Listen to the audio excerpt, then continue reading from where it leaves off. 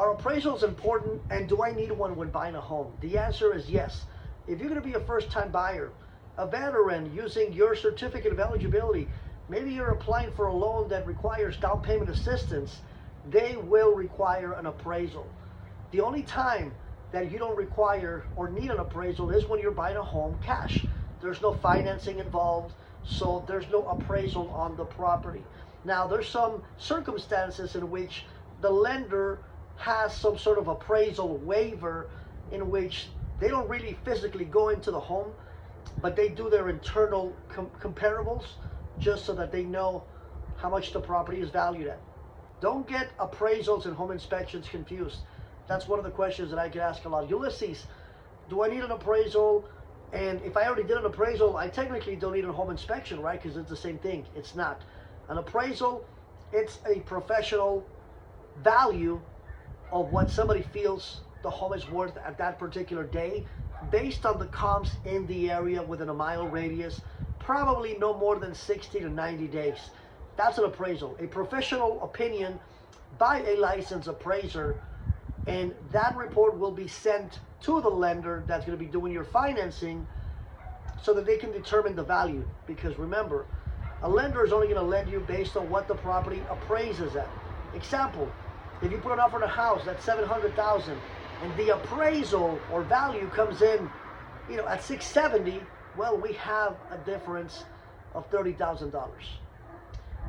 Many things will happen. Number one, the buyer will come up with a difference.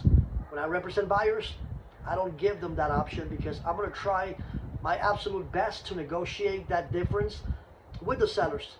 And I'm going to ask them to come down in price to the appraised value. Number two, seller says, I won't come down, and buyer says, well, I don't have the difference.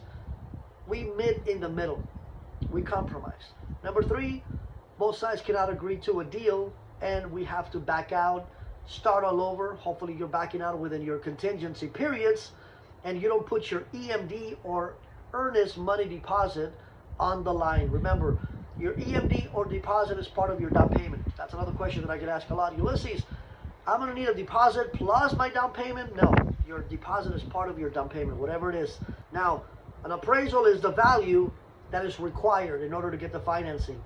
You can waive the home inspection. However, I personally would not suggest that you do, because a home inspection is going to let you know what exactly you're buying.